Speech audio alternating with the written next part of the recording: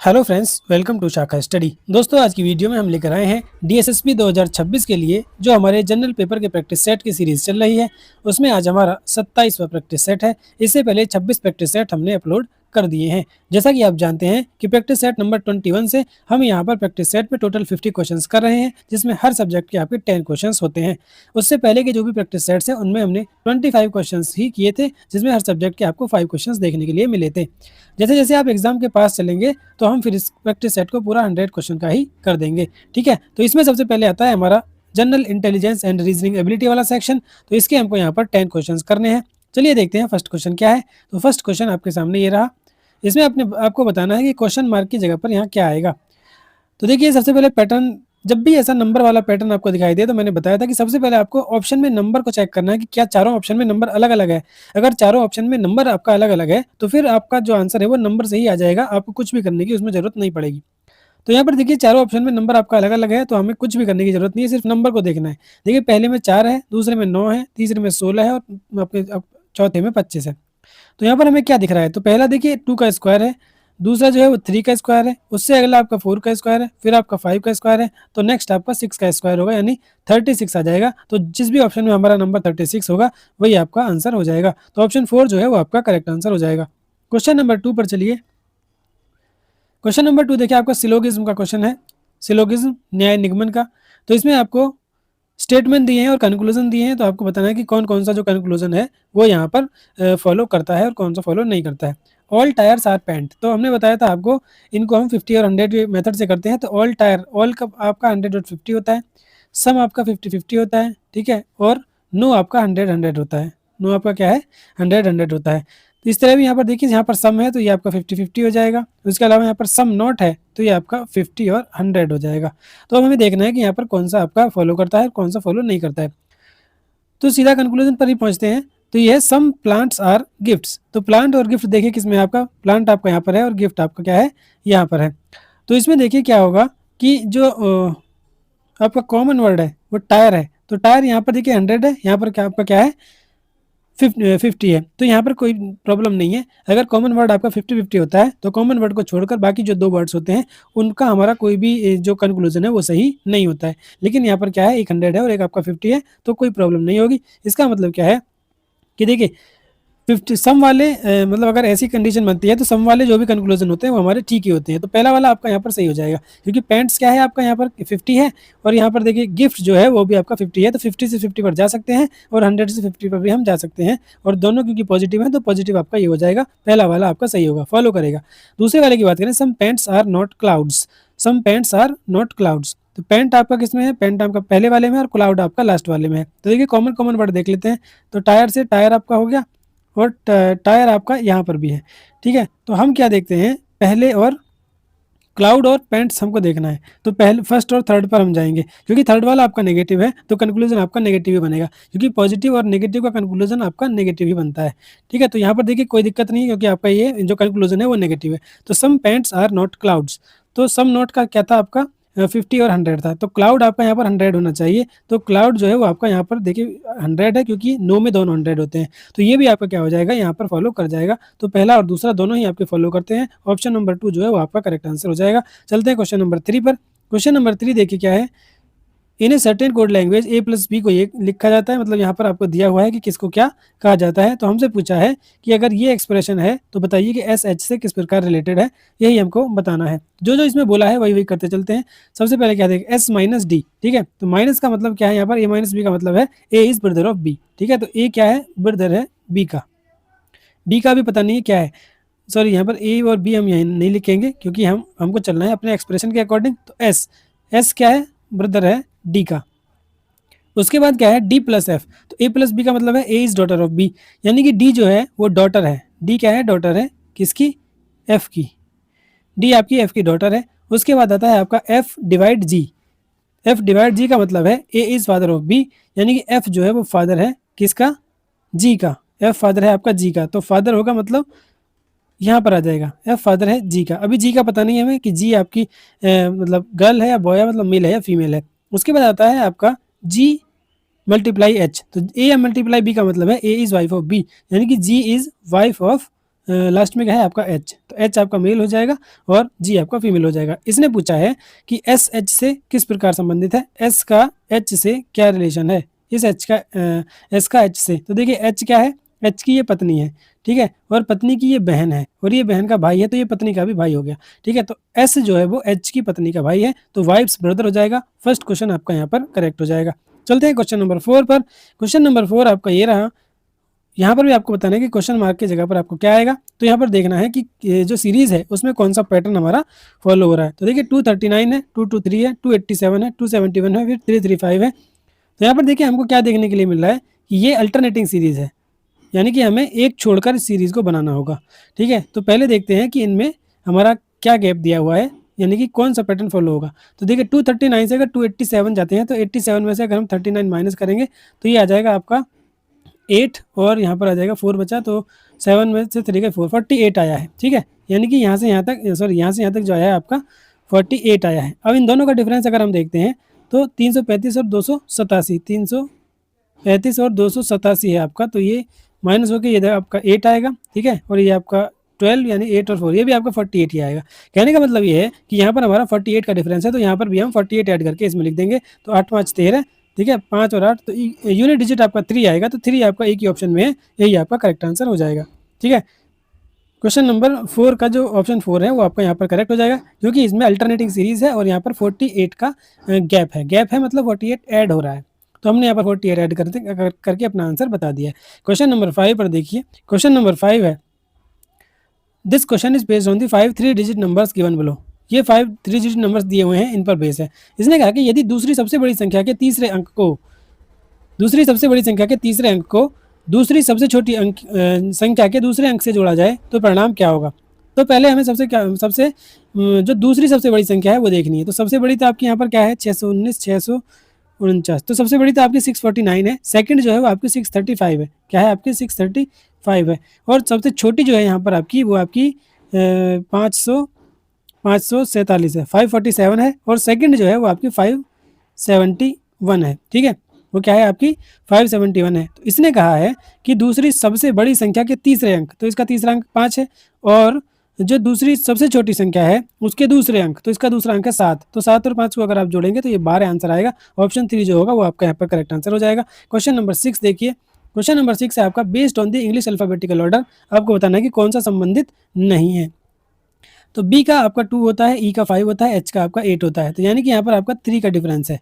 यहाँ पर देखते हैं एफ आपका 6 है, आई 9 है, एल 12 है। तो यहाँ भी आपको क्या है 3 का डिफरेंस देखने के लिए मिल रहा है। उसके बाद एच आपका 8 है, एल आपका 12 है, और ओ आपका 15 है। तो 8 और 4 देखिए यहाँ पर आपका 4 का डिफरेंस है, लेकिन यहाँ पर तो आपका 3 का ही है। तो कहीं ना कहीं यही डिफरेंट लग रहा है, क्योंकि इन दोनों में पैटर्न सेम है। अगर आप फोर्थ वाले में भी देखेंगे तो डी आपका 4 है, जी 7 है, और जे आपका 10 है। यहाँ पर भी आपको 3 का ही गैप दिख रहा है। तो ऑप्शन 4 जो होगा वही आपका डिफरेंट है, यही आपका समूह से अलग है, तो यही आंसर हो जाएगा। चलते हैं क्वेश्चन नंबर 7 पर। क्वेश्चन नंबर 7 आपके सामने ये रहा। This question is based on the given word. यहाँ पर गिवन वर्ड है और इन पर बेस है। पूछा क्या है, दाएं से पहले शब्द, दाएं से पहला शब्द दाएं, अच्छा दाएं आपका ये है, दाएं से पहले शब्द के दूसरे अक्षर, दूसरा अक्षर है आपका आई, और बाएं से पहले शब्द के दूसरे अक्षर, बाएं से पहला ये है और इसका है आपका ई। आई होता है 9, ई होता है आपका 5। इन दोनों के बीच में पूछा है कि कितने अक्षर हैं। इन दोनों के बीच में कितने हैं आपके, देखिए 5 से 6 7 8, ये आपके 3 इसके बीच में आ रहे हैं। तो ऑप्शन नंबर 2 जो है वो आपका करेक्ट आंसर हो जाएगा। चलते हैं डायरेक्टली, आप अगर 9 - 5 करेंगे तो आपका आंसर 4 आएगा, ठीक है, ये आपको ध्यान रखना है। यहाँ पर कई बार गलती होती है और जो स्टूडेंट है वो 4 आंसर मार्क करके आ जाते हैं, जो कि गलत है। इसने पूछा है कि इन दोनों के बीच में बताना है कि इन दोनों को इंक्लूड करना ही नहीं है हमें, तो यहाँ पर क्या है 3 होंगे। चलते हैं क्वेश्चन नंबर 8 पर। क्वेश्चन नंबर 8 आपके सामने ये रहा, मिरर इमेज का ये क्वेश्चन है। ये आपका मिरर लगा हुआ है और आपको बताना है कि इसकी जो इमेज है इस साइड में क्या बनेगी। तो ऐसे ऑप्शन में क्वेश्चन में हम क्या करते हैं कि मिरर को यहाँ पर खड़ा कर लेते हैं, क्योंकि देखिए ये वर्ड इधर लिखे हैं तो मिरर के इस साइड में आएगा, इसलिए मैंने मिरर को इस साइड खड़ा कर लिया। और देखिए जो मिरर के पास होगा वो आपके मिरर के पास ही होगा, ये मिरर इमेज की क्वालिटी होती है। अब देखिए ए है तो आपका ए ही रहेगा, ए ही रहेगा।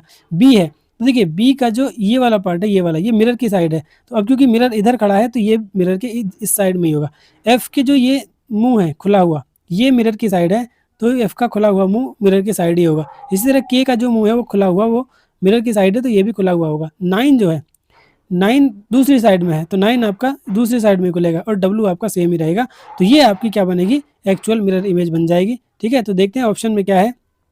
तो ऑप्शन में अगर बात करें तो देखिए W पहले वाले में W का M बन गया, ये हो ही नहीं सकता, ये आपका वाटर इमेज में बनेगा। अब अगर अगले की बात करें तो अगला वाला आपका यहाँ पर देखिए सेकंड वाला आपका यहाँ पर एकदम ठीक लग रहा है, इसमें कोई भी यहाँ पर कमी नहीं है, तो सेकंड वाला ही आपका आंसर होगा। ठीक है, थर्ड वाले में क्या प्रॉब्लम है, ये 9 जो है 9 को इसने 6 बना दिया है, ये आपका गलत इसलिए हो जाएगा। और जो आपका फोर्थ है इसमें देखिए F को इसने सीधा का सीधा ही रहने दिया है, जबकि F आपका उल्टा हो जाएगा, तो ये भी आपका गलत हो जाएगा। तो ऑप्शन नंबर सेकंड ही आपका यहाँ पर करेक्ट होगा। चलते हैं क्वेश्चन नंबर 9 पर। क्वेश्चन नंबर 9 आपके सामने ये रहा। In a certain code language keyboard को ये लिखा जाता है 648, प्रिंटर को लिखा जाता है 700, तो हार्डवेयर को क्या लिखा जाएगा। ठीक है, तो ऐसे क्वेश्चन में हम क्या करते हैं कि सबसे पहले जो इसमें वर्ड दिए गए हैं उनकी नंबरिंग कर लेते हैं। तो के होता है आपका 11, ई होता है आपका 5, वाई होता है 25। ठीक है, उसके अलावा बी होता है 2, ओ होता है 15, उसके अलावा ए होता है 1, आर होता है 18 और डी होता है आपका 4। ठीक है, इनको फटाफट से ऐड करते हैं और देखते हैं कि हमारा आंसर क्या आता है। देखिए 25 और 5 30 हो गया आपका, 18 और 2 20 हो गया, 15 और एक 16 और 4 20, और ये भी आपका क्या होगा 20 ये हुआ, 20 ये हुआ और 30 ये हुआ, तो ये 40 और 30 70 80 81, तो टोटल जो है 11 ऐड करके ये हमारा 81 आ गया है। ठीक है, लेकिन 81 नहीं, यहाँ पर क्या दिया हमारा 648 दिया हुआ है। तो देखिए क्या ये 80 का मल्टीपल है, तो 81 में अगर 8 की मल्टीप्लाई करेंगे हम तो ये आपका क्या है आ जाएगा 8 1 जा 8, 8 8 जा 64, तो 648 आपका यहाँ पर आ गया। 8 की मल्टीप्लाई हमने क्योंकि अब इसमें भी कोशिश करते हैं ढूंढने की। तो देखिए कीवर्ड जो है, कीवर्ड तो ये वर्ड है, इसमें टोटल 8 लेटर्स हैं, 1 2 3 4 5 6 7 8, इसलिए हमने यहाँ पर क्या है इसके जो पोजीशन का सम है उसमें 8 की मल्टीप्लाई की, तो हमारा आंसर यहाँ पर आ गया।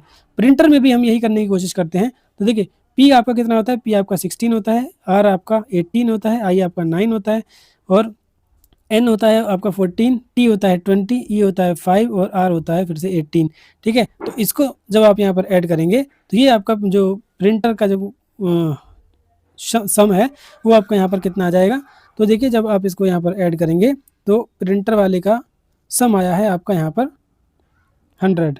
ठीक है, आप इसको ऐड करके देख लीजिए, मैंने क्योंकि पहले ही ऐड कर लिया है तो ये आपका 100 आएगा। अब देखिए इसमें कितने टोटल वर्ड्स हैं, तो 1 2 3 4 5 6 7 7 हैं टोटल, तो 100 में हम 7 की मल्टीप्लाई करेंगे तो आंसर आपका 700 आ जाएगा, जो कि यहाँ पर कोड भी दिया हुआ है। इसका मतलब हमें पता चल गया है कि पैटर्न यहाँ पर क्या है कि जो भी वर्ड दिया है उसकी सारी सभी लेटर्स की पोजीशन को ऐड करना है और जितने नंबर ऑफ लेटर्स हैं उनसे मल्टीप्लाई कर देना है, आंसर हमारा आ जाएगा। ठीक है, तो यही करते हैं हम, जो भी वर्ड हमसे दिया है, हमें दिया है हार्डवेयर का बताना है। ठीक है, तो हार्डवेयर देखिए एच का होता है आपका 8, एच होता है आपका 8, ए होता है 1, आर होता है 18, डी होता है 4, डब्ल्यू होता है 23, ए होता है 1, आर 18 और ई आपका 5 यहाँ पर होता है। ठीक है, तो इनको जब आप यहाँ पर ऐड करेंगे तो ये कितना आ जाएगा, इसको देखिए मैंने क्योंकि ऑलरेडी ऐड कर लिया है तो ये आ गया आपका 78। कितना आएगा 78, जब आप इन सबको ऐड करेंगे तो ये आपका 78 आएगा।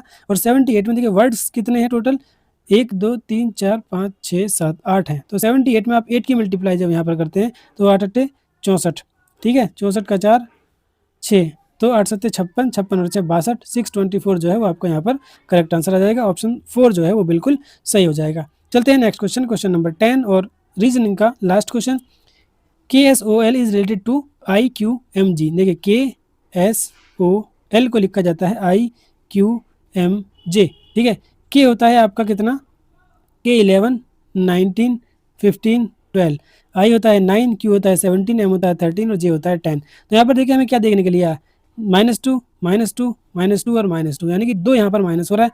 दूसरा वाला जो दिया है हमको क्या है, NVRO का LTPM, तो N आपका 14 होता है, L आपका 12 होता है, यहाँ पर भी 2 माइनस है, V आपका 22 है, T आपका 20, यहाँ भी -2 है। तो कहने का मतलब हमें पता चल गया कि बस सिर्फ -2 करके हमें लिखना है। Q होता है आपका क्या 17, जो हमसे पूछा है QYUR। ठीक है, Q 17 होता है, तो 17 में से हम 2 माइनस करेंगे 15 आएगा, 15 आपका O होता है, तो जो O से स्टार्ट नहीं है वो तो आपका यहाँ पर गलत ही हो जाएगा। उसके बाद Y है, Y आपका 25 होता है, तो 25 माइनस 2 23, U आपका 21 है 19 यानी कि S आ गया, और R आपका 18 है 16 यानी कि P आ गया। OWSP आपका करेक्ट आंसर हो जाएगा। OWSP ऑप्शन थर्ड आपका यहाँ पर बिल्कुल सही हो जाएगा। चलते हैं क्वेश्चन नंबर 10 क्वेश्चन यहाँ पर हो चुके हैं। अब चलते हैं अपने नेक्स्ट सेक्शन पर, जो है आपका जनरल अवेयरनेस का। इसके भी हमको यहाँ पर 10 क्वेश्चंस करने हैं। देखते हैं फर्स्ट क्वेश्चन क्या है। फर्स्ट क्वेश्चन, ये देखिए, the change from liquid state to solid state is called, द्रव अवस्था से ठोस अवस्था में परिवर्तन को क्या कहा जाता है? रेजोल्यूशन, वेपराइजेशन, फ्यूजन या फिर मेल्टिंग। तो देखिए, इसको कहा जाता है आपका फ्यूजन। ऑप्शन नंबर 3 जो होगा वो आपका यहाँ पर करेक्ट आंसर हो जाएगा। ठीक है, इसे कहा कि लिक्विड से सॉलिड में बदलना, उसको या तो सॉलिडिफिकेशन कह सकते हैं आप, फ्रीजिंग कह सकते हैं, और इसको जो मेनली एक मतलब साइंटिफिक टर्म है उसको फ्यूजन कहा जाता है। तो ऑप्शन 3 जो होगा वो आपका यहाँ पर करेक्ट आंसर हो जाएगा। वेपोराइजेशन क्या है? आपका जो लिक्विड है, लिक्विड को जब आप गर्म करते हैं तो वो वेपर में चेंज हो जाता है, वो भाप में बदल जाता है। तो लिक्विड से वेपर में बदलना, ठीक है, लिक्विड टू गैस, गैस में बदलना, वो आपका वेपराइजेशन कहलाता है। मेल्टिंग जो है आपका, वो आपका सॉलिड से लिक्विड में बदलना। ठीक है, जैसे आपके पास आइस होती है, जब आप मतलब आइसक्रीम का भी एग्जांपल आप ले सकते हैं, तो थोड़ी देर अगर आप लगा देते हैं उसमें तो वो क्या है, मेल्ट हो जाती है, वो पिघल जाती है। तो मेल्ट मतलब क्या हो जाएगा आपका, सॉलिड से लिक्विड बन जाता है। और जो आपकी रेजुलेशन है, रेजुलेशन क्या होता है? रेजुलेशन आपकी एक ऐसी स्थिति होती है कि ये एक ऐसा फिनोमिना है कि जो मतलब प्रेशर, जब ज़्यादा प्रेशर होने पर जो चीज़ है वो आपकी मेल्ट हो जाती है, लेकिन जैसे ही प्रेशर को रिलीज़ किया जाता है तो फिर से फ्रीज हो जाती है, जब प्रेशर को रिलीज़ किया जाता है। ठीक है, रेजुलेशन का मैं यहाँ पर आपके लिए एग्जांपल भी लाया हूँ, आप यहाँ पर देख सकते हैं, जिससे कि आपको अच्छे से समझ में आएगा। ये क्या है, इसको आप एक आइस क्यूब मान लीजिए कि एक बर्फ़ का टुकड़ा है। ठीक है, ये बर्फ़ का टुकड़ा है और मैंने एक रस्सी ली और रस्सी के दोनों सिरों पर क्या है, कुछ मैंने वेट बांध दिया है और उसको मैंने फिर इस आइस क्यूब पे रख दिया। तो आइस क्यूब पे रखने के बाद क्या होगा कि जो वो रस्सी है वो उस बर्फ़ के अंदर जानी शुरू हो जाएगी। ठीक है, और ऊपर से क्या है, ऊपर से वो जैसे जैसे मतलब देखिए, यहाँ रस्सी है बीच में पहुंची हुई है और ऊपर से ये फिर से आपका फ्रीज बन जाएगा, फ्रीज हो जाएगा। तो इसको कहते हैं क्या, कि जब ऊपर प्रेशर लग रहा था तो वो मेल्ट हुआ और रस्सी अंदर चली गई, और जब वो रस्सी अंदर चली गई तो ऊपर से वो फिर से क्या है, फ्रीज हो गया, यानी फिर से वो बर्फ बन गया। तो इसको कहते हैं रेजुलेशन। तो आई थिंक ये आपको बिल्कुल अच्छे से समझ में आ गया होगा। चलते हैं अपने नेक्स्ट क्वेश्चन पर। नेक्स्ट क्वेश्चन है आपका question number 2। Which of the following articles of constitution vest the executive power of the union in the president. ठीक है, संविधान के निम्नलिखित में से कौन सा अनुच्छेद संघ की कार्यपालिका शक्ति राष्ट्रपति में निहित करता है? आर्टिकल 52, आर्टिकल 53, आर्टिकल 51 या फिर आर्टिकल 54। तो देखिए, आप जानते हैं कि जो प्रेसिडेंट से रिलेटेड है आर्टिकल, वो अपने आपके कहाँ से कहाँ तक होते हैं, 51 से लेकर 62 तक होते हैं। ठीक है, तो यहाँ पर 51 से लेकर और 62 तक होते हैं। अगर हम बात करें आर्टिकल 51 की, तो आर्टिकल 51 जो है वो promotion of integrity and, sorry 51 से नहीं, 50 आई थिंक 52 से होता है, क्योंकि 51 जो होता है आर्टिकल, वो क्या होता है, 51 promotion of international peace and security की बात करता है, आर्टिकल 51। ठीक है, आर्टिकल 52 जो है ये यहाँ से आपका प्रेसिडेंट से रिलेटेड जो है स्टार्ट हो जाते हैं। इसमें क्या है कि देयर शैल बी है प्रेसिडेंट ऑफ इंडिया, ये इंडियन कॉन्स्टिट्यूशन में लिखा है। तो पहले में क्या है कि भारत का एक जो है प्रेसिडेंट होगा, ये बताता है। आर्टिकल 53 जो है वो आपका क्या बताता है, आर्टिकल 53 बताता है आपका ये एग्जीक्यूटिव पावर, जो यहाँ पर पूछा गया है ये इसकी बात करता है। ठीक है, executive power of the union shall be vested in the president and shall be exercise by him. ठीक है, तो ये आर्टिकल 50, इसका जो आंसर है वो आपका आर्टिकल 53 हो जाएगा। उसके अलावा अगर आर्टिकल 54 की बात करें तो वो कहता है कि deal with the election of the president. Article 54 आपका इलेक्शन ऑफ द प्रेसिडेंट के बारे में बताता है। आर्टिकल 55 भी आपका जो है बताता है कि जो चुनाव है प्रेसिडेंट का, जो इलेक्शन होगा उसका तरीका क्या होगा। ठीक है, उसके अलावा अगर आप 56 की बात करें तो वो आपके राष्ट्रपति के कार्यकाल के बारे में बताता है। ठीक है, राष्ट्रपति का कितना कार्यकाल होगा, यानी 5 साल का होगा, ये आप जानते हैं। अगर 56 की बात 57 की बात करें, आर्टिकल 57 की यहाँ पर बात करें तो ये बताता है आपका एलिजिबिलिटी ऑफ री इलेक्शन, यानी कि दोबारा से राष्ट्रपति का चुनाव लड़ने के लिए आपकी क्या एलिजिबिलिटी होनी चाहिए, नहीं, एलिजिबिलिटी ऑफ री इलेक्शन। और 58 की अगर बात करें तो qualification for the election as a president, यानी प्रेसिडेंट के लिए इलेक्शन लड़ने के लिए आपकी क्या एलिजिबिलिटी होनी चाहिए, ये आपका आर्टिकल 58 बताता है। ठीक है, तो इस तरह से ये आपके सारे आर्टिकल होते हैं 62 तक, इनको आप डिटेल में पढ़ लेना। यहाँ पर इस क्वेश्चन के अकॉर्डिंग जो इसका आंसर होगा वो होगा आर्टिकल 53, ऑप्शन नंबर सेकेंड वाला। क्वेश्चन नंबर 3 पर देखिए, क्वेश्चन नंबर 3 है which of the following statement is correct about the Indian desert. भारतीय रेगिस्तान के बारे में निम्नलिखित में से कौन सा कथन सही है? The Luni river is only larger river in the Indian desert. ठीक है, the Indian desert receive heavy rainfall, नहीं, हैवी रेनफॉल नहीं होता है, एक स्मॉल रेनफॉल होता है, बहुत मतलब कम वर्षा होती है। The Indian desert is located toward the eastern margin of Aravalli hill, Aravalli पहाड़ियों के पूर्वी किनारे पर नहीं है, ये आपके वेस्टर्न है। वेस्टर्न पश्चिमी किनारे पर है। The Indian desert is characterise by dense forest, जी नहीं, डेंस फॉरेस्ट नहीं, यहाँ पर बहुत ही कम फॉरेस्ट आपको देखने के लिए मिलते हैं। ठीक है, तो ये भी क्या है आपका यहाँ पर गलत हो जाएगा। तो जो फर्स्ट वाला है, the Luni river is the only large river in the Indian desert, ये आपका यहाँ पर करेक्ट आंसर हो जाएगा। ठीक है, लूनी रिवर आपकी मेनली कहाँ है, तो ये आपके राजस्थान में है। कहाँ पर है ये आपकी, राजस्थान में है। ठीक है, और इसको लूनी रिवर को और क्या कहते हैं, लवणवती भी इसका प्राचीन नाम है, लवणवती नदी।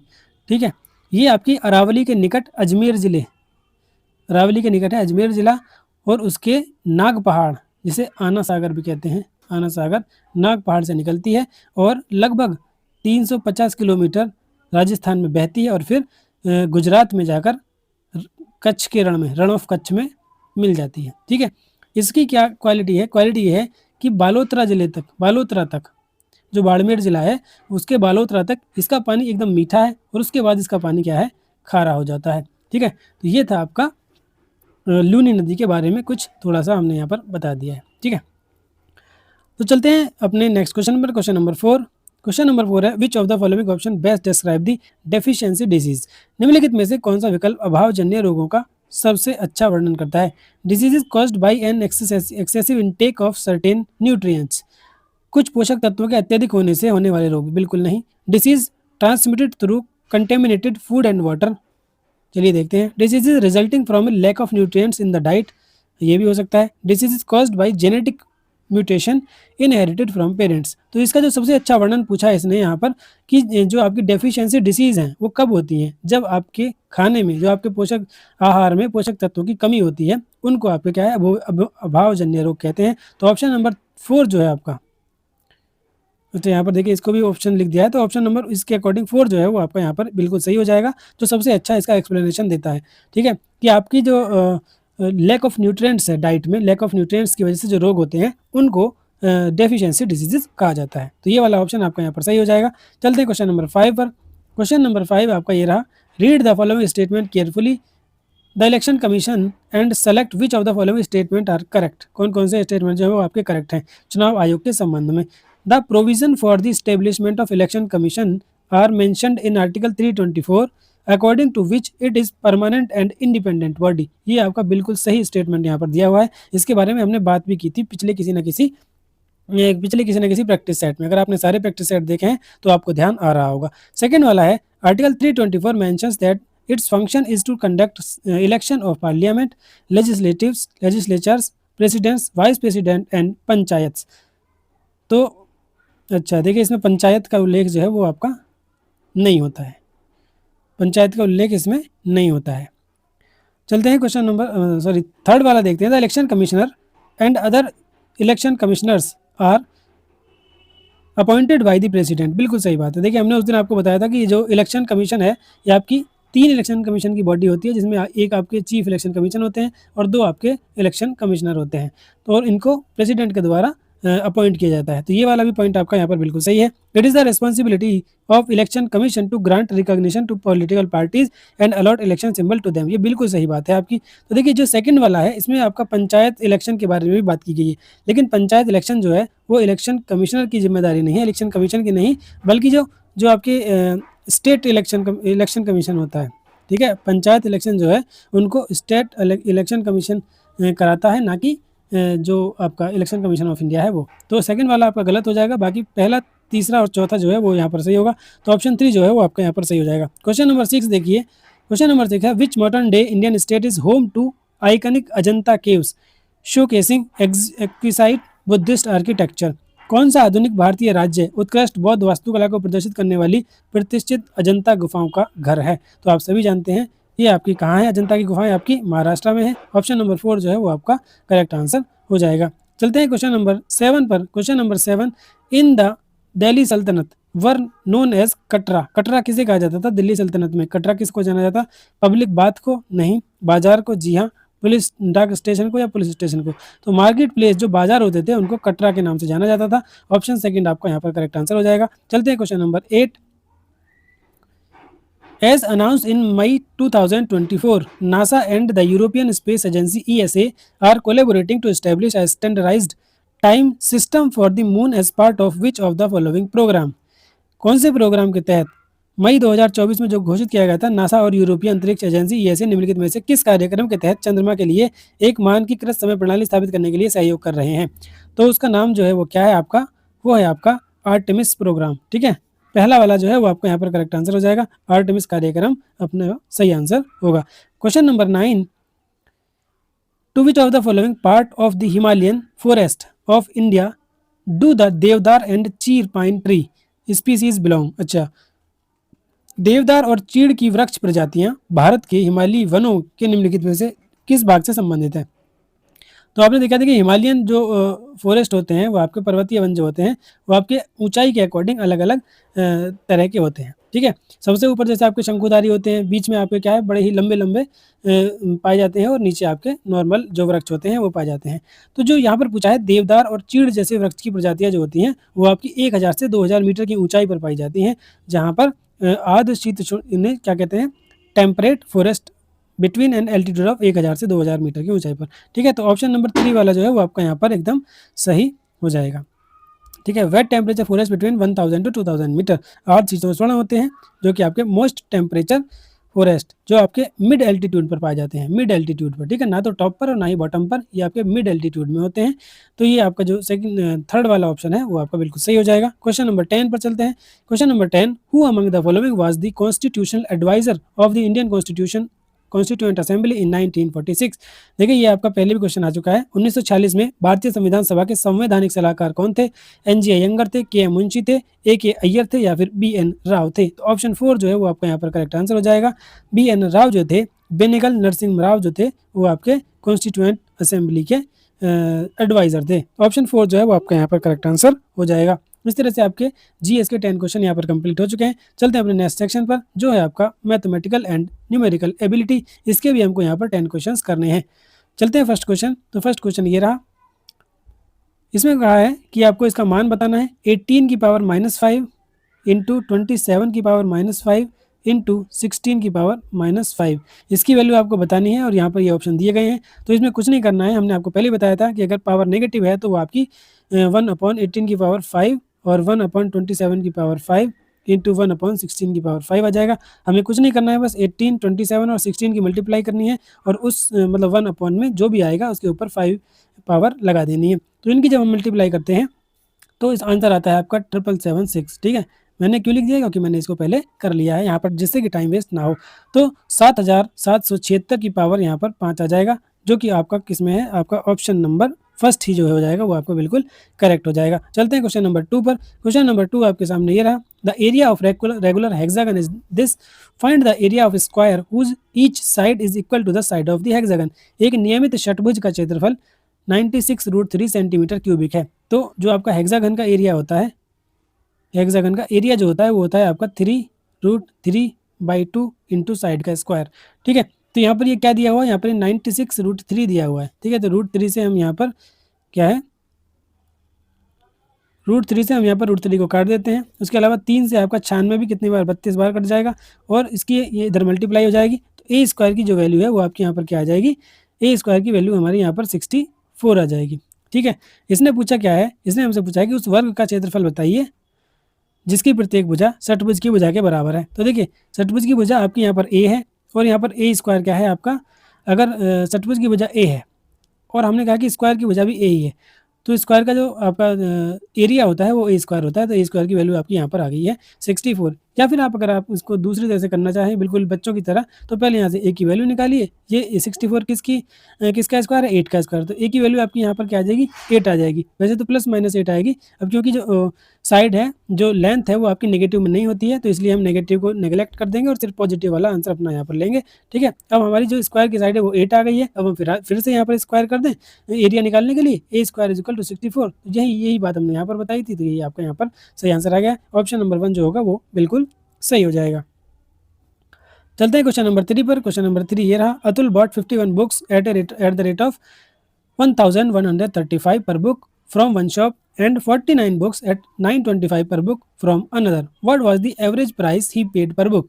अच्छा, इसमें कुछ नहीं करना है, तो आपको क्या करना है, पहले मतलब टोटल नंबर ऑफ बुक्स निकाल लीजिए और कितने रुपए की हुई वो निकाल लीजिए, फिर टोटल नंबर ऑफ बुक्स है, टोटल जो रुपए खर्च हुए थे उसको डिवाइड कर देंगे, आंसर हमारा आ जाएगा। 51 बुक हैं और यहाँ पर आपकी 49 बुक हैं, तो टोटल बुक तो आपकी यहाँ पर देखिए 100 हो गई। अब हमें देखना है कि कितने रुपए में उसने टोटल बुक्स खरीदी थी। तो 51 बुक खरीदी, एक बुक की कीमत थी आपकी 1135 रुपये, इसमें हम 51 की मल्टीप्लाई करेंगे, और दूसरा जो है वो आपकी उसने 925 रुपये की खरीदी थी और 49 बुक्स खरीदी थी। तो ये टोटल कितने की बनती है आपकी, तो ये अगर हम इसकी बात करें तो 1135 में अगर 51 की मल्टीप्लाई करेंगे तो 57,885 57,885 रुपये। ये मैंने कैसे कर दिया, क्योंकि मैंने इसको पहले करके देख लिया था, जिससे कि अब वीडियो में ज़्यादा टाइम ना लगे। आप इसको कैलकुलेशन करके देखिएगा, इससे क्या होगा कि आपकी जो कैलकुलेशन है वो यहाँ पर फास्ट होगी जब आप बार बार कैलकुलेशंस को करेंगे। जब आप 925 की मल्टीप्लाई 49 में करते हैं तो ये कितना आता है आपका, ये आता है 45,325। ठीक है, अब इन दोनों को जब हम यहाँ पर ऐड करते हैं तो ये कितना आ जाता है हमारा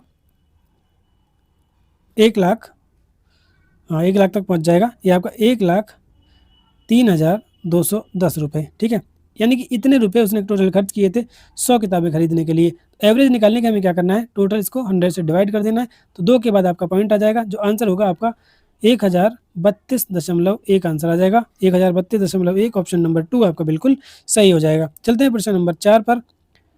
तो क्वेश्चन नंबर 4 देखिए, which of the following is the sum of the cube of the first 6 natural numbers. तो हमने आपको क्या बताया था कि फर्स्ट n नेचुरल नंबर्स का जो सम होता है, n के फर्स्ट n नेचुरल नंबर के क्यूब का जो सम होता है वो होता है आपका n+1 डिवाइडेड बाई 2 का होल स्क्वायर। ठीक है, तो यहाँ पर n की वैल्यू क्या है आपकी 6 है, यहाँ पर n की वैल्यू क्या है 6 है, तो 6 इंटू 6+1 यानी कि 7 डिवाइडेड बाई 2, इसका आपको क्या करना है, स्क्वायर कर देना है। तो इसको पहले काट लिए, 2 तिया 6 और 7 इंटू 3 21, तो यानी कि 21 का स्क्वायर आपको बताना है और ये आपको याद होना चाहिए, ये आपका 441 होता है। ऑप्शन नंबर 4 आपका यहाँ पर बिल्कुल करेक्ट आंसर हो जाएगा।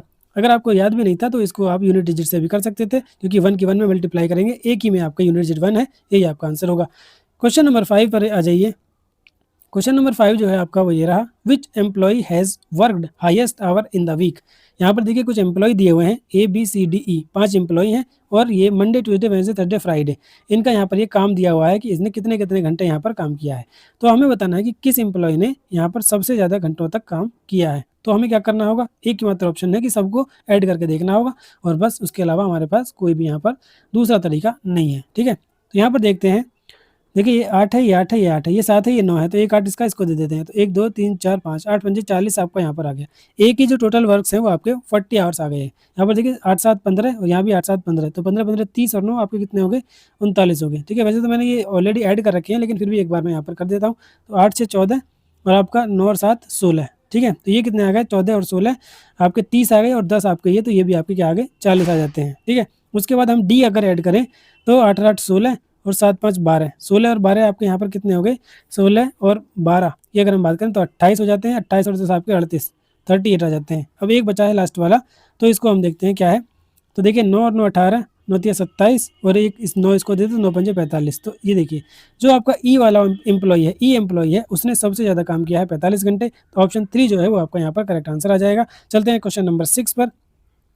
क्वेश्चन नंबर 6 है आपका, the list price of gaming PC is 89,600। एक गेमिंग पीसी का अंकित मूल्य जो है वह 89,600 रुपये है। इसे 7% और 25% की 2 क्रमिक छूटों के बाद एक खुदरा विक्रेता को बेचा जाता है। यानी कि इसको करते हुए चलते हैं, देखिए 89,600 रुपये उसकी क्या थी, अंकित मूल्य था। उसको इन्होंने क्या दिए, मतलब 2 छूट दी गई, उसको 2 डिस्काउंट दिए गए। एक तो 7% का, यानी कि ये कितना हुआ 93/100 हुआ, और दूसरी जो छूट थी वो 25% थी, यानी कि आपका 75/100 हो गया। ठीक है, इतने में उसने एक खुदरा विक्रेता को बेच दिया। ठीक है, एक रिटेलर को उसने बेच दिया। तो अब उसमें क्या हुआ, रिटेलर को बेच दिया, यानी कि इतने में उस रिटेलर ने इसको खरीदा, ये उसका प्राइस है। अभी हम इसको निकाल नहीं रहे हैं, बाद में निकाल लेंगे। अब इसने क्या क्या है, अब इसने क्या कह रहा है कि खुदरा विक्रेता ग्राहक को 4% की छूट इसके नए अंकित मूल्य पर। अच्छा, इसने मतलब कोई एक नए, इतने में इसने खरीदा, रिटेलर ने इतने में खरीदा। अब इसने इसको कोई और थोड़ा सा बढ़ाकर, मतलब नया इसने इसका अंकित मूल्य रखा, इसका जो मार्क प्राइस रखा, और उसने क्या कहा कि उसको 4% की छूट भी दे दी, डिस्काउंट भी दे दिया और 50% का लाभ भी वो अर्जित करना चाहता है, तो क्या होगा? तो बताइए कि जो उसने कितना मूल्य पर उसे अंकित करना चाहिए, उसे कितना मार्क प्राइस रखना चाहिए, ठीक है? देखिए हमें क्या करना है, सबसे पहले तो ये कहा कि इसका जो रिटेलर ने जो खरीदा वो इतने में खरीदा, अब इसको इस पर 50% का क्या चाहिए, 50% का प्रॉफिट चाहिए। तो ये अपने आप में 100 की वैल्यू है, इसको 50% का प्रॉफिट चाहिए तो 150/100 इसको कर देंगे, ठीक है। अब लेकिन यहाँ तो इसको तब मिलता, इतना तो प्राइस उसको तब रखना पड़ता जब उसको सिर्फ और सिर्फ 50% का लाभ चाहिए होता। लेकिन अब ये कह रहा है कि वो 4% का प्रॉफिट भी देना चाहता है उसको, 4% का उसको डिस्काउंट देना चाहता है, तब क्या होगा? तो यानी कि ये जो पूरी वैल्यू है, ये वैल्यू उसने 96 की रखी और वो 100 की, हमें 100 की वैल्यू बतानी है कि उसने जो अंकित मूल्य है वो कितना यहाँ पर रखा होगा, ठीक है। तो देखिए इतना जो ये चीज़ मैंने आपको बताई है, ये इसको एक बार फिर से देखेंगे तो आप समझ जाएंगे। फटाफट से एक बार मैं फिर बताता हूँ कि लिस्ट प्राइवेट गेमिंग की पीसी का इतना था, उसने एक रिटेलर को 2 डिस्काउंट दिए, एक तो 7% का दिया यानी कि 93/100 हो गया, दूसरा 25% का दिया तो 75/100 हो गया। उसके बाद उसने कहा है कि इस मूल्य पर जो रिटेलर ने खरीदा था वो 50% का लाभ कमाना चाहता है, तो 50% का लाभ कमाने का मतलब है कि 150, मतलब ये पूरे की वैल्यू 100 हो गई, मतलब 100% की वैल्यू हो गई, उसे 150% की वैल्यू बतानी है, यानी इतने पर वो बेचेगा। लेकिन इतने पर वो तब बेचता जब उसको सिर्फ और सिर्फ लाभ कमाना होता। अब वो चाहता है कि वो अपने ग्राहक को, जो रिटेलर है वो चाहता है कि वो अपने ग्राहक को 4% की छूट भी दे दे और फिर भी 50% वो कमा ले। तो इतना जो ये वैल्यू थी, ये इसको 96% की वैल्यू हो गई और जो वो अंकित मूल्य करेगा यानी कि उसको थोड़ा सा फालतू रखना पड़ेगा, इसलिए हमने ऊपर 100 लिखा, नीचे 96 लिखा। अब इसको बस कैलकुलेशन करनी है और आंसर आपको यहाँ पर आ जाएगा, ठीक है। तो इसको आप यहाँ पर कैलकुलेशन आप कर सकते हैं। देखिए 100 से मैं इस 100 को काट देता हूँ और इन 2 जीरो से ये 2 जीरो कट जाती है, इस 1 जीरो से ये 1 जीरो कटती है। इसको देखिए 5 दूनी 10 और 5 दिया 15। अब ये 2 आपका, 2 से आपको इसके काट देते हैं, 2 चौके 8, 2 चौके 8 और 2 अट्ठे 16, 448, 93। उसके अलावा क्या बचा आपका 75 बचा, यहाँ 3 बचा और डिवाइडेड बाई 96 बचा। अब जब इसको, अच्छा 96 बचा, अब देखिए इसको 3 से यहाँ पर फिर से काट देते हैं, 3 से ये कट जाएगा आपका 32 टाइम्स, ठीक है। अब 32 से ये इसको काट लेते हैं, 32 से ये कितनी बार कटेगा, 1 32 से 32 और ये आपका कितना बच जाएगा 12, 128 बचेगा, 128। तो 128 का मतलब है ये कितनी बार, 3 चौक 12, हाँ 4 बार कट जाएगा, ठीक है। तो ये यहाँ पर हमारा कितना बचा है, ये हमारा यहाँ पर कितना बचता है, ये बचता है 14 इंटू ये 93 बचा हुआ है और ये 75 बचा हुआ है, बस और हमारे पास कुछ नहीं है यहाँ पर। तो देखिए अब इसको हम यूनिट डिजिट से भी कर सकते हैं। तो यूनिट डिजिट में देखिए क्या है, 2 और 5 का कॉम्बिनेशन हमें मिल रहा है, यानी कि 0 लास्ट में जरूर आएगा और 0 आपका एक ही ऑप्शन में है, तो ऑप्शन नंबर 4 जो है वो आपका सही आंसर आ जाएगा। बहुत ही अच्छा क्वेश्चन है। इसमें अक्सर लोग जो है कन्फ्यूज़ हो जाते हैं कि मतलब इतने सारे डिस्काउंट हैं, फिर छूट भी देनी है, फिर उसको भी करना है, ये भी करना है, तो कन्फ्यूज़ नहीं होना है, जो बोला है बस सिंपली करते जाना है और आंसर आपका आ जाएगा, ठीक है। तो 97,650 रुपये रिटेलर को अपना जो मार्क प्राइस है वो रखना पड़ेगा, जिससे कि वो ग्राहक को 4% की छूट भी दे दे और 50% लाभ भी कमा ले, ठीक है। तो इस तरह से ये क्वेश्चन आपका हो जाएगा। बेहतरीन क्वेश्चन था। इस क्वेश्चन को आप 2 से 3 बार देखेंगे, इजीली आपके माइंड में ये फिट हो जाएगा। चलते क्वेश्चन नंबर 7 पर। क्वेश्चन नंबर 7 देखिए, a pipe can fill a tank in 22 hours, another pipe can empty in 44 hours. अगर दोनों पाइपों को एक साथ खोला जाएगा तो कितने समय में टैंक भर जाएगा। देखिए ए पाइप हमने मान लिया 22 में भरता है, बी पाइप जो है वो 44 में खाली कर देता है। सबसे पहले क्या करना है, आपको एलसीएम लेना है, एलसीएम 44 आ जाएगा, इसकी कैपेसिटी आपकी 2 आ जाएगी और इसकी कैपेसिटी आपकी -1 आएगी, क्योंकि ये खाली करने वाला पाइप है, ठीक है। तो दोनों को अगर एक साथ खोलेंगे तो 2 भरेगा, 1 खाली करेगा, यानी कि 1 घंटे में वो सिर्फ 1 ही यूनिट टैंक में पानी भर पाएगा। टोटल पानी कितना है, 44 है, 1 घंटे में 1 भरेगा तो इसको टोटल 44 घंटे लगेंगे। ऑप्शन नंबर 1 आपका करेक्ट आंसर हो जाएगा। क्वेश्चन नंबर 8 पर चलिए। क्वेश्चन नंबर 8 आपका ये रहा, विच of the following ratio is the greatest, ठीक है। देखिए ग्रेटेस्ट रेशियो निकालने के लिए जो क्वेश्चन आते हैं वो बड़े अच्छे होते हैं, बड़े ट्रिकी होते हैं, लेकिन अगर हम देखें यहाँ पर तो ये कितना है आपका 37/73, ऐसे भी लिख सकते हैं रेशो को। तो अगर यहाँ पर देखें तो लगभग कितना आएगा, यहाँ पर हम इसको अप्रॉक्स से ही कर लेंगे। तो 7 21 7 चौक 28 7 पंजे 35, लगभग 0.5 के अराउंड ये आएगा पहला वाला। दूसरे की अगर बात करें, देखिए ये लगभग 30 है और ये आपका 60 है, तो ये भी आपका, ये मतलब ये 0.5 से थोड़ा कम आएगा, क्योंकि ये टोटल 30 नहीं है, ये मतलब इसके दुगने से ज़्यादा है, तो ये 0.49 के आसपास में लिख लेता हूँ, यानी कि इससे कम है, तो ये तो आंसर नहीं होगा। ठीक है। अब ये देखिए 21 है और 70 है, तो 7 या 21, तो ये आपका 0.3 आ जाएगा। ये भी कम है, ये भी आंसर नहीं होगा। क्या लास्ट वाला हो सकता है? तो लास्ट वाला देखिए, ये कितना है? 56 है और ये आपका 42 है। तो कितना है? आपका 42 है और 56 है। पहले तो देखिए, अच्छा हम इनको चाहें तो पहले इनको मतलब प्रॉपर फ्रैक्शन में भी बदल सकते हैं। प्रॉपर फ्रैक्शन मतलब जिनमें कोई भी आपस में जो ये कटते नहीं है, मतलब जो दोनों फ्रैक्शन आपस में को प्राइम होते हैं, सहभाज्य होते हैं। तो इसको हम यहाँ पर काट सकते हैं। 7 42, 7 8 56, फिर से कट रहा है, 14 से ही कट जाता।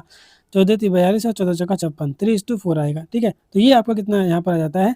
0.4728, 0.7 आ रहा है। बाकी कोई सा भी आपका 0.7 तक नहीं पहुँचाता। तो ऑप्शन नंबर 4 जो है वही आपका यहाँ पर करेक्ट आंसर हो जाएगा, वही आपका यहाँ पर बिगेस्ट हो जाएगा, बिगेस्ट रेशो हो जाएगा। क्वेश्चन नंबर 9 देखिए, two candidates contested an election and 75% of voters cast their votes. Out of these 5% votes were invalid. Okay. A candidate got 9920 votes, which were 75% of the valid vote. The total number of votes who voted in that election was. ये भी अच्छा question है। ये आपका क्या है? चुनाव से रिलेटेड है। दो उम्मीदवारों ने एक चुनाव लड़ा, 75% मतदाताओं ने अपने मत डाले। ठीक है, तो मान लीजिए 100 थे, 100 में से 25 ने डाला ही नहीं, तो 75% ने अपना मत डाला। 100 में से 75 ने डाला, उसमें से भी 5% जो है वो आपके खराब निकल गए, यानी कि इनमें से भी 5% खराब निकल गए। तो जो वोट वैलिड थे वो कितने थे? वो 75 का कितना था? वो 95% था। 75 का भी वो कितना था? 95% था, यानी कि लगभग इतने लोगों ने वोट डाला। ठीक है, वैलिड वोट जो थे वो इतने थे। अब एक कैंडिडेट ने 9,920 वोट प्राप्त किए, जो इनका भी 75% थे। ठीक है, तो देखिए कितना मतलब अच्छा क्वेश्चन बन गया है। 75 गुणा 95 बटे 100। ठीक है, और फिर से इसका 75 बटे 100। ये आपकी यहाँ पर सिचुएशन बन रही है। तो ये कितने की वैल्यू के बराबर है? 9920 के बराबर है। ठीक है, अब यहाँ से हम अगर यहाँ पर एक्स मान लें या ना भी माने, तो इसको जब सॉल्व करेंगे तो हमारी वैल्यू यहाँ पर आ जाएगी। या इसका एक तरीका और भी है। एक तरीका दूसरा क्या है, देखिए दूसरे तरीके से इसको लेकर चलते हैं। पहले आप इसको वीडियो को पॉज करके इसको एक बार करने की कोशिश कीजिए। देखिए दूसरा तरीका इसका क्या है। इसने कहा है कि एक कैंडिडेट को 9,920 वोट मिले, जो कि 75% थे वैलिड वोटों का।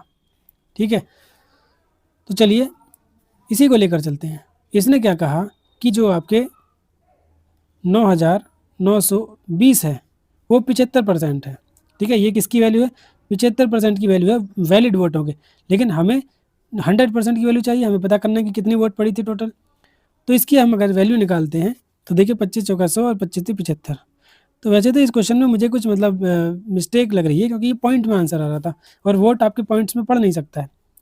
ठीक है, तो इसकी जो वैल्यू आएगी वो आपकी 13,226.67 आ रही है। ठीक है, ये क्या आ गया आपका? ये आ गया टोटल वोट जो मतलब वोट पड़े थे। अब इसने कहा है जो मतलब वैलिड वोट थे ये इतने थे। अब इसने कहा है कि जो टोटल वोट पड़े थे उनमें 5% जो वोट थे वो आपके इनवैलिड भी थे। यानी कि ये जो वैल्यू है हमारी अब जो निकल के आई है, ये कहीं ना कहीं 95 की वैल्यू है, क्योंकि वोट तो आपके 100% पड़े थे, जिनमें 5% खराब भी थे। अब इसकी वैल्यू अगर हम निकालें तो ये कितनी आएगी? तो जब हम इसको यहाँ पर काट पीट करते हैं तो इसकी जो वैल्यू आती है वो आती है आपकी वो जो टोटल वैल्यू आपकी यहाँ पर आती है वो आती है 13,000। क्योंकि ये मैंने ऑलरेडी निकाल लिया, क्योंकि ये आपका पॉइंट में आंसर आ रहा था, तो इसलिए टाइम वेस्ट ना हो मैंने इसको यहाँ पर निकाल लिया था। 13,922.81। ठीक है, 13,922.81 ये वैल्यू आपकी आ जाती है। तो ये आपकी कौन सी वैल्यू आई? ये वैल्यू आई जितने लोगों ने टोटल वोट किया था। ठीक है, तो यहाँ पर देखिए इस क्वेश्चन में जो आंसर पूछा है वो यही पूछा है कि उस चुनाव में मतदान करने वाले कुल मतदाताओं की संख्या जो थी वो कितनी थी? तो आपकी 13,922 थी। ठीक है, या इसको अगर राउंड ऑफ करेंगे तो 13,923 हो जाएगी। लेकिन इसमें यहाँ पर कोई भी ऑप्शन ऐसा नहीं दिया हुआ था। तो हम क्या करते हैं, देखिए अगर हमसे ये जो इसमें क्वेश्चन पूछा है, मुझे लग रहा है कि इस क्वेश्चन में थोड़ा मिस्टेक है। एक तो ये पॉइंट में आंसर आ रहा है, दूसरा जो इसने आंसर पूछा है वो आपका ये है, लेकिन यहाँ पर ये आंसर है ही नहीं। क्योंकि इसने पहले कहा था कि सिर्फ 75% लोगों ने वोट किया था। ठीक है, अब हमें ये जो हमारे पास वैल्यू आई है ये 75% की वैल्यू आई है जिन लोगों ने वोट किया था। अगर हमको ये बताना हो कि उस गांव में या उस इलेक्शन का जो वो जो एरिया था उसमें टोटल वोट कितने थे वोटर लिस्ट में, तब क्या होगा? तो देखिए ये 13,923 जो है, 13,000 923 जो है ये आपकी 75 की वैल्यू है। क्यों 75 की वैल्यू है? क्योंकि 75% लोगों ने वोट किया था, लेकिन हमें टोटल लोग पता करने हैं, तो 100 की वैल्यू इसको फिर से कर देंगे, 25 से 75, 25 होगा 100, और जब हम इसको सॉल्व करते हैं तो ये आता है हमारा 18,563.63।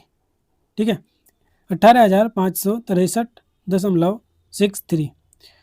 लेकिन जब इसको हम राउंड ऑफ करते हैं तो 18,564 आ जाता है, और 18,564 जो है वो आपको देखिए ऑप्शन में देखने के लिए मिल रहा है। तो कहीं ना कहीं हो सकता है कि इस क्वेश्चन को पूछने वाले ने गलती करी हो, या फिर इसके ऑप्शन देने में गलती हुई है। कहीं ना कहीं तो इस क्वेश्चन में गलती है, लेकिन हमने इसका जो बेस्ट पॉसिबल आंसर हो सकता था वो आपके सामने रखा है।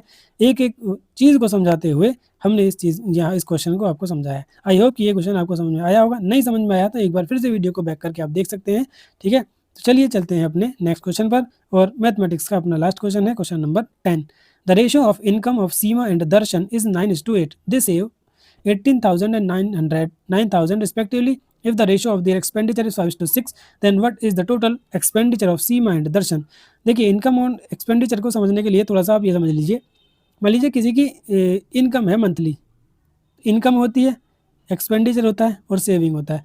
यानी कि उसकी मंथली कोई इनकम है, सैलरी है, उसमें से उसने कुछ खर्च किया, कुछ आपका बच गया।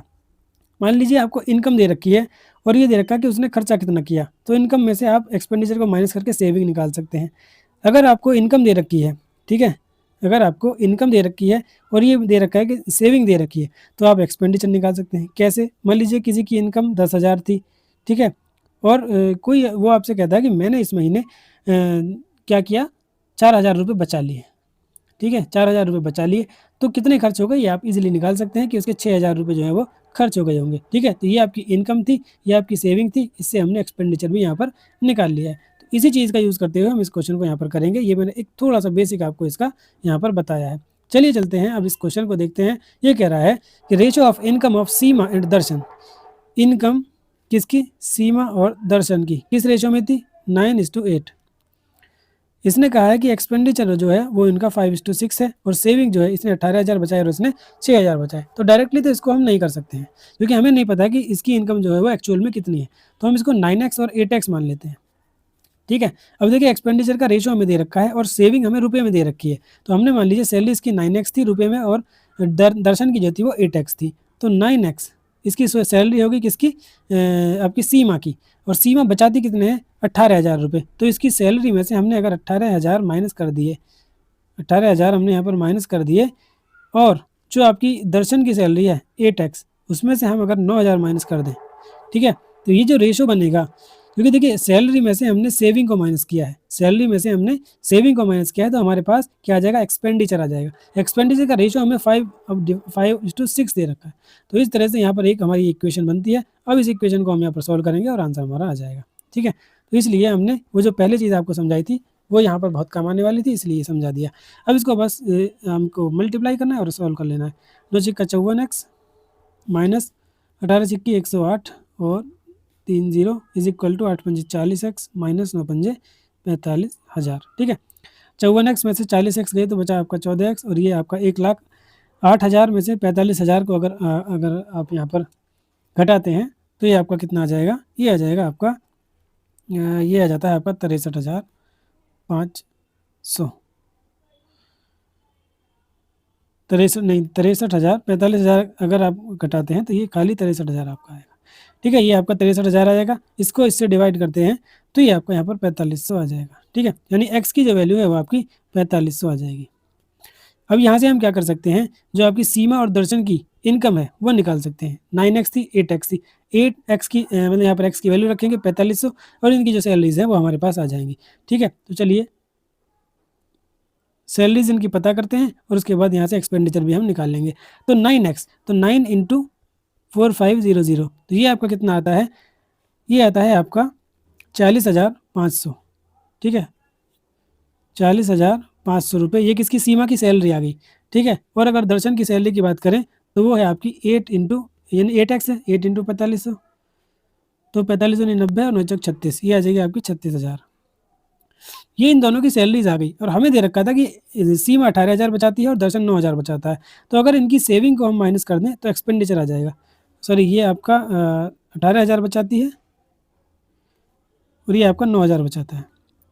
तो सीमा का जो एक्सपेंडिचर है वो यहाँ पर कितना आ जाएगा, सीमा का एक्सपेंडिचर आ जाएगा आपका 22,500, और दर्शन का जो एक्सपेंडिचर है वो आ जाएगा आपका 22,000, 27,000, सॉरी 927, 936, 27,000। तो 27,000 और 22,000 को हम यहाँ पर ऐड करेंगे, हमारा आंसर यहाँ पर आ जाएगा। क्या आंसर आएगा, 22 और 27 जो होगा आपका 49,500। ऑप्शन नंबर 4 आपका करेक्ट आंसर आ जाएगा। ये क्वेश्चन भी आपका अच्छा था, थोड़ा सा टाइम टेकिंग क्वेश्चन था, लेकिन ईजिली हो जाने वाला था। अगर आप ऐसे क्वेश्चन कई बार कर चुके हैं तो आराम से ये क्वेश्चन आपका हो जाएगा। तो इस तरह से मैथमेटिक्स के 10 क्वेश्चन आपके यहाँ पर कंप्लीट होते हैं। अब चलते हैं अपने नेक्स्ट सेक्शन पर, जो है आपका इंग्लिश लैंग्वेज का।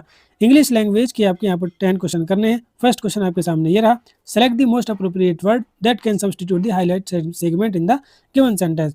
The government is compelled to fight, especially in order to win something, with the persistent and complex problem of unemployment, which continues to affect millions of individuals and poses a serious challenge to economic stability and social welfare.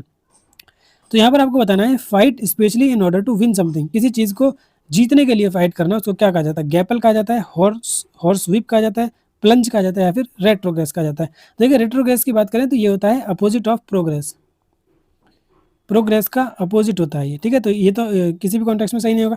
Plunge की अगर हम बात करें PLUNG, तो इसका मतलब होता है कि कहीं पर जंप कर देना या डाइव लगा देना क्विकली, तो यहाँ भी इसका कोई सही मीनिंग नहीं बैठ रहा है। हॉर्स व्हिप का मतलब क्या होता है, जो चाबुक होता है जिससे घोड़े को दौड़ाते हैं, ठीक है। यहाँ भी इसका कोई मतलब नहीं है। एक ही ऑप्शन आपका बचता है गैपल, जो कि आपका सही आंसर हो जाएगा। To fight in order to win something का मतलब यानी कि उसको कहते हैं गैपल।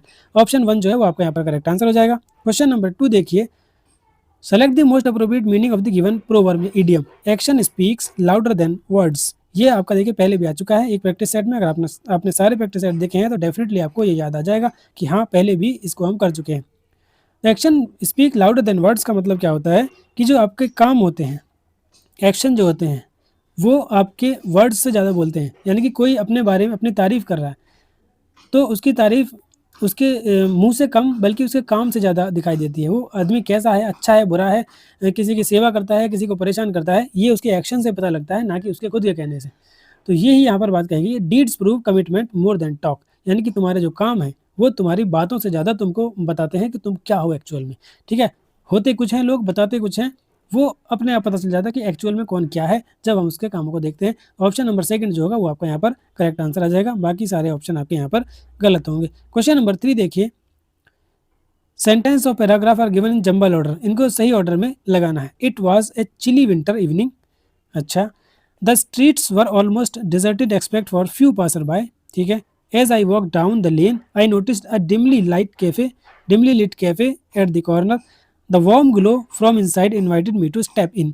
तो देखिए ये यहाँ पर एक स्टोरी टाइप दी हुई है, देखा जाए तो एक सिचुएशन यहाँ पर दी हुई है, और जो मुझे लग रहा है कि ये पूरी तरह से ठीक है, इसके ऑर्डर में कोई भी यहाँ पर कमी नहीं है।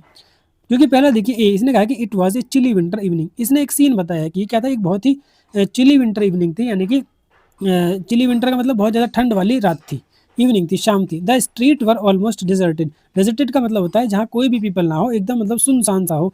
For except for a few passer by, मतलब कुछ ही पासर बाई होते हैं, जो आने जाने वाले लोग होते हैं, जो राहगीर होते हैं, उनको पासर बाई कहा जाता है।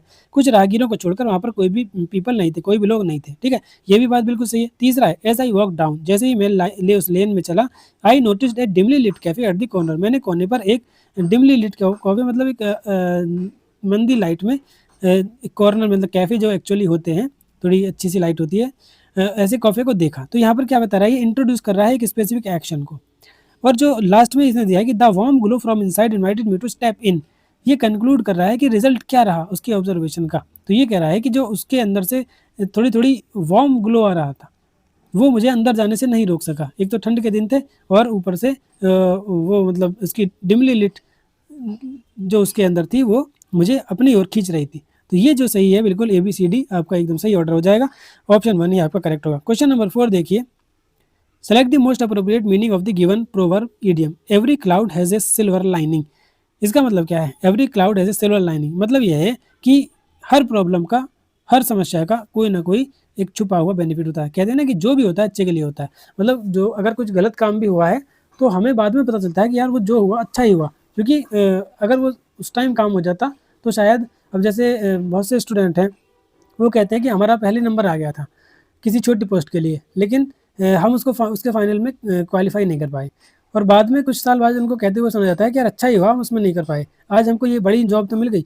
तो जो ये यही उसी चीज़ को कहने की कोशिश कर रहा है कि every cloud has a silver lining, यानी कि क्लाउड यहाँ पर आपकी जो है एक नेगेटिव चीज़ दर्शाई गई है। जैसे क्लाउड होते हैं, सिल्वर लाइनिंग मतलब जो आपकी सूरज की किरण जो होती है क्लाउड से निकल रही होती है, वो सिल्वर लाइनिंग यहाँ पर कही गई है। तो every problem has a hidden benefit, option first जो होगा वो आपका यहाँ पर करेक्ट आंसर हो जाएगा। क्वेश्चन नंबर 5 देखिए, select the most appropriate option to fill in the blank, there dash argument convinced even the most sceptical audience. तो उनकी मतलब कैसी आर्गुमेंट ने कन्विंस कर लिया जो मोस्ट स्पेक्टिकल ऑडियंस थे, स्पेक्टिकल जो मतलब आसानी से कन्विंस नहीं हो पाते, तो वो जो आर्गुमेंट है वो कैसी होगी, क्या कैप्टिवेटिंग होगी, इररिलेवेंट होगी, वीक होगी या इनकम्प्रिहेंसिबल होगी। तो देखिए इररिलेवेंट तो हो नहीं सकती, ये नेगेटिव वर्ड है, वीक भी नहीं हो सकती, ये भी नेगेटिव वर्ड है, और इनकम्प्रिहेंसिबल भी नहीं हो सकती क्योंकि ये नेगेटिव वर्ड है, क्योंकि उसने कन्विंस कर लिया था स्केप्टिकल ऑडियंस को भी, तो डेफिनेटली वो कैप्टिवेटिंग स्पीच आर्गुमेंट था जिसने स्केप्टिकल ऑडियंस को भी कन्विंस कर लिया था। ऑप्शन 1 जो होगा वो आपका यहाँ पर करेक्ट आंसर हो जाएगा। कैप्टिवेटिंग का मतलब होता है आपका बहुत ही लुभावना और अच्छा लगने वाला, दिलकश दिलकश। ऑप्शन 1 जो होगा वो आपका यहाँ पर करेक्ट आंसर होगा। क्वेश्चन नंबर 6 पर देखिए, select the most appropriate idiom that can substitute the underline segment in the given sentence, his interpretation of the situation proved to be spot on. Spot on का मतलब क्या होता है, bark up the wrong tree, जी नहीं, bark up the wrong tree की अगर बात करें तो इसका मतलब होता है to follow a wrong line of thought, किसी गलत चीज़ को फॉलो करना, तो इसका मतलब तो ये नहीं होगा। Made a mountain out of a molehill, यानी कि हिंदी की अगर बात करें तो हिंदी में जो कहते हैं ना कि तिल का ताड़ बनाना, ये होता है, मतलब छोटी सी चीज़ को बहुत ही, छोटी बुराई को भी बहुत बड़ा करके बता देना, ये कह सकते हैं। Hit the nail on the head, ये आपका बिल्कुल यहाँ पर सही आंसर होगा। स्पॉट ऑन का मतलब होता है hit the nail, hit the nail on the head. Miss the mark का मतलब किसी चीज़ में फेल हो जाना, ठीक है। To fail to achieve a result, किसी रिजल्ट को पाने में असफल हो जाना, मिस द मार्क कहते हैं। तो यहाँ पर जो सही आंसर होगा वो होगा आपका थर्ड वाला, hit the nail on the head. Question number 7 देखिए, select the most appropriate option to fill in the blank, her outfit is very stylish, have you ever worn a dash one. अच्छा, यहाँ पर देखिए outfit की बात हुई कि उसने स्टाइलिश, वेरी स्टाइलिश आउटफिट पहनी हुई थी, क्या तुमने इससे ज़्यादा स्टाइलिश आउटफिट पहनी है, ये यहाँ पर कहने की कोशिश की गई, यानी कि जो आपका एडजेक्टिव है उसको यहाँ पर कंपैरिजन की बात हो रही है। तो यहाँ पर क्या स्टाइलिश आएगा, मोर स्टाइलिश आएगा, स्टाइलिशियर आएगा, अच्छा, या मोस्ट स्टाइलिश आएगा। तो यहाँ पर कंपैरिजन हो रहा है, तो स्टाइलिश का जो कंपैरेटिव डिग्री है वो आपकी मोर स्टाइलिश नहीं, सॉरी स्टाइलिशर नहीं, बल्कि क्या होती है, मोर स्टाइलिश होती है। ऑप्शन नंबर 2 जो होगा वो आपका यहाँ पर करेक्ट आंसर होगा। Have you ever worn a more stylish one, क्या तुमने इससे ज़्यादा स्टाइलिश कभी पहनी है, ये यहाँ पर पूछने की कोशिश हो रही है। तो यहाँ पर ऑप्शन नंबर 2 सही होगा। क्वेश्चन नंबर 8 देखिए, क्वेश्चन नंबर 8 आपका क्वेश्चन टैग है, she does not speak fluent German. अच्छा, वो फ्लुएंट जर्मन नहीं बोल सकते। देखिए हमने आपको बताया था कि अगर नेगेटिव सेंटेंस है तो उसका क्वेश्चन टैग हमेशा पॉजिटिव बनेगा। तो देखिए नेगेटिव जो दे रखे है वो तो आंसर हो ही नहीं सकते, एक ही आपको पॉजिटिव है, वही आपका करेक्ट आंसर हो जाएगा, ठीक है। तो डज शी इसका यहाँ पर करेक्ट आंसर होगा। क्वेश्चन नंबर 9 देखिए, क्वेश्चन नंबर 9 है, select the most appropriate antonym. Antonym बताना है आपको ऑफ द गिवन कॉन्वर्सेशन। अच्छा, यहाँ पर एक वर्ड है, द रूम इज क्वाइट केवरनस, हाँ ये जो वर्ड है ये अंडरलाइन करना भूल गया मैं, ठीक है। The room is quite cavernous cavernous, cavernous don't you think. Lydia कहती है I disagree, it's rather cramped, ये यानी कि बहुत ही छोटा था। क्रैम्प, क्रैम्प का मतलब होता है सिकुड़ा हुआ। तो यहाँ पर एंटोनिम बताना है अंडरलाइन वर्ड का, तो अंडरलाइन वर्ड यहाँ पर क्या है, ये वाला है। तो कैपेशियस, कैपेशियस का मतलब होता है बड़ा, ठीक है, और इसका मतलब भी आपका क्या होता है, बड़ा, वास्ट, ह्यूज, ये होता है। कमोडियस का मतलब भी आपका ह्यूज ही होता है। एक्सपेंसिव जो है वो आपका, एक्सपेंसिव भी मतलब महंगा, महंगा होगा तो डेफिनेटली मतलब खुला खुला ही होगा, मतलब बड़ा के सेंस में इसको यूज़ कर सकते हैं, ठीक है। लेकिन जो कन्फाइंड का मतलब क्या होता है, कन्फाइंड का मतलब होता है थोड़ा मतलब छोटा, कन्फाइंड का मतलब क्या हो जाएगा, थोड़ा छोटा और कम स्पेस वाला। तो ऑप्शन 4 जो होगा वो आपका यहाँ पर सही आंसर आ जाएगा। क्वेश्चन नंबर 10 और इंग्लिश का last question, select the most appropriate option to fill in the blank, this curry is very spicy, have you ever tasted है। देखिए बिल्कुल ये क्वेश्चन नंबर जो शायद 7 हमने किया है वही वाला है, उसी के जैसा है। टेस्टेड है, स्पाइसियर आएगा या मोर स्पाइसी आएगा, स्पाइसीएस्ट, ये दोनों तो देखिए आएंगे ही नहीं क्योंकि कंपेरेटिव डिग्री हमको यहाँ पर बतानी है। तो स्पाइसियर जो है वो यहाँ पर थोड़ा ठीक नहीं होता है, जो एक्चुअल में यूज़ किया जाता है वो आपका मोर स्पाइसी। तो ऑप्शन नंबर 2 जो है वो आपका यहाँ, सॉरी मोर स्पाइसी नहीं, आपका स्पाइसियर जो होगा, स्पाइसियर जो होगा वो आपका यहाँ पर करेक्ट आंसर आ जाएगा। मोर स्पाइसी नहीं होगा, स्पाइसियर यहाँ पर करेक्ट होगा। और ऊपर वाले में हमने क्या किया था, स्टाइलिश, स्टाइलिशियर नहीं होता है, हाँ सही है, वो स्टाइलिश नहीं होता है, मोर स्टाइलिश होता है। तो ये भी आपका यहाँ पर करेक्ट है। तो इस तरह से इंग्लिश के भी आपके यहाँ पर 10 क्वेश्चंस कंप्लीट होते हैं। अब चलते हैं अपने को हिंदी भाषा वाले सेक्शन पर, जिसके हमको यहाँ पर 10 क्वेश्चंस करने हैं। तो निम्नलिखित वाक्य के रिक्त स्थान की पूर्ति रेखांकित शब्द के विलोम शब्द के द्वारा। अच्छा, इसमें रेखांकित ये था, जीवन की आपाधापी में जब मनुष्य उद्भ्रांत हो जाता है तो उसे भावनाओं को संतुलन बनाए रखने के लिए डैश रहने की आवश्यकता होती है। तो उद्भ्रांत का मतलब यहाँ पर आपको पता होगा तो फिर आप इसका जो है विलोम भी लगा पाएंगे, क्योंकि विलोम के द्वारा ही आपको रिक्त स्थान की पूर्ति करनी है। उद्भ्रांत का मतलब होता है थोड़ा भ्रमित या अशांत होना। ठीक है, जीवन की आपाधापी में लोग क्या है, परेशान हो जाता है, भ्रमित हो जाता है, अशांत हो जाता है। तो अशांत का जो उल्टा होता है वो यहाँ पर ज्वलंत तो नहीं होगा, ठीक है, सीमांत भी नहीं होगा, जीवंत भी नहीं होगा, प्रशांत होगा। प्रशांत का मतलब होता है अत्यंत ही शांत या स्थिर रहने वाला। तो थोड़े अत्यंत शांत रहने की आवश्यकता होती है भावनाओं को संतुलन बनाए रखने के लिए। ऑप्शन 4 जो होगा वो आपका यहाँ पर सही होगा। प्रश्न नंबर 2, युद्ध करने की प्रबल इच्छा होना कहलाता है आपका युयुत्सा। ऑप्शन नंबर 3 आपका बिल्कुल सही है, ये भी गलत है, ये भी गलत है। युयुत्सु जो होता है, जिसके अंदर युद्ध करने की प्रबल इच्छा होती है, ये व्यक्ति के लिए आता है। ठीक है, इच्छा रखने वाला, मैं सिर्फ रखने वाला लिख देता हूँ, इसके आगे आप ये लगा लेना, युद्ध करने की प्रबल इच्छा रखने वाला युयुत्सु होता है, और इच्छा जो होती है वो आपकी युयुत्सा होती है। ऑप्शन 3 यहाँ पर इसका सही आंसर होगा। ठीक है, क्वेश्चन नंबर 3 देखिए, निम्नलिखित वाक्य के रिक्त स्थान को भरने के लिए सबसे उपयुक्त क्रिया शब्द बताना है। आधुनिक समाज में तकनीकी प्रगति के साथ नैतिक मूल्यों का संरक्षण एक चुनौती बन गया है, इससे तो आसान क्या ही होगा। क्वेश्चन नंबर 4 देखिए, प्रश्न नंबर 4, शुद्ध वर्तनी वाले वाक्य का चयन करना है। आज मानव भोग विलास नहीं होता है, आज मानव भोग विलास भी नहीं होता है, आज मानव भोग विलास भी नहीं होता है, आज मानव भोग विलास से युक्त है। ऑप्शन नंबर 4 आपका यहाँ पर बिल्कुल सही हो जाएगा। चलते हैं प्रश्न नंबर 5 पर। निम्नलिखित वाक्यांश के लिए सार्थक शब्द चुनना है। गोद लिया हो पुत्र को कहते हैं दत्तक पुत्र। ऑप्शन नंबर 3 आपका बिल्कुल सही हो जाएगा। चलते हैं प्रश्न नंबर 6 पर। प्रश्न नंबर 6 है, निम्नलिखित वाक्य को कारक के आधार पर पूर्ण करना है। स्वामी विवेकानंद अपनी माता डैश लाडले थे, का लाडले, को लाडले, के लाडले या फिर की लाडले। तो के लाडले, स्वामी विवेकानंद अपनी माता के लाडले थे। ऑप्शन नंबर 3 आपका सही हो जाएगा। प्रश्न नंबर 6, 7 देखिए, निम्नलिखित विकल्पों में से कौन सा वाक्य क्रम में लिखा गया है। विज्ञान ने किसानों की बहुत मदद है, यहाँ पर किया था। विज्ञान किसानों की बहुत मदद की है, यहाँ पर ने छूट गया। विज्ञान ने किसानों की बहुत मदद की है, विज्ञान ने किसानों की यहाँ पर की छूट गया। विज्ञान ने किसानों की बहुत मदद की है। ऑप्शन नंबर 4 आपका बिल्कुल सही आंसर हो जाएगा। प्रश्न नंबर 8 देखिए, प्रश्न नंबर 8 है आपका आंखों का तारा होना, यानी कि अत्यंत प्रिय होना। ये तो बचपन से ही आप जानते होंगे, अत्यंत प्रिय होना। तो यहाँ पर देखिए कौन सा है, बहुत प्यारा, बहुत गंदा, बहुत स्वादिष्ट, बहुत फीका। ऑप्शन नंबर 1 ये आपका करेक्ट हो जाएगा, अत्यंत प्रिय होना, आंखों का तारा होना। प्रश्न नंबर 9, निम्नलिखित का पर्यायवाची बताइए। नारी, नारी कहते हैं लेडी को, लेडी कहते हैं औरत को। औसत नहीं होता, औजार नहीं होता, और नहीं होता। ऑप्शन नंबर पहला आपका बिल्कुल सही हो जाएगा। आप ये सोच रहे होंगे कि इतना इजी क्वेश्चन कहाँ आया है डीएसएसबी में, तो ये 100% डीएसएसबी के 2025 के एक प्रश्न पत्र में आया हुआ प्रश्न है। ठीक है, कोई भी प्रश्न अपनी ओर से यहाँ पर नहीं लाया गया है। क्वेश्चन नंबर 10 और इस प्रैक्टिस सेट का लास्ट प्रश्न, निम्नलिखित वाक्य को कारक के आधार पर पूर्ण करना है। विद्यार्थी कक्षा में पढ़ाई करते हैं, पर पढ़ाई करते हैं, कक्षा से पढ़ाई करते हैं, कक्षा के लिए पढ़ाई करते हैं। तो विद्यार्थी कक्षा में पढ़ाई करते हैं। ऑप्शन नंबर 1 आपका यहाँ पर करेक्ट हो जाएगा। इस तरह से हिंदी के 10 और इस प्रैक्टिस सेट के टोटल 50 क्वेश्चंस को हमने यहाँ पर कंप्लीट कर लिया है। दोस्तों आई होप कि ये क्वेश्चन प्रैक्टिस के क्वेश्चन आपके समझ में आ रहे होंगे, ये प्रैक्टिस सेट आपको पसंद आ रहा होगा। तो जिनके अभी पेपर अब आने वाले हैं, आप बिल्कुल मेहनत से सारे प्रैक्टिस सेट को देखिए, डेफिनेटली आपको इसका फायदा होगा। तो वीडियो अगर आपको पसंद आ रही है तो वीडियो को लाइक करें, चैनल को सब्सक्राइब करें, अपने दोस्तों के साथ शेयर करें। मिलते हैं नेक्स्ट वीडियो में नेक्स्ट प्रैक्टिस सेट के साथ, तब तक के लिए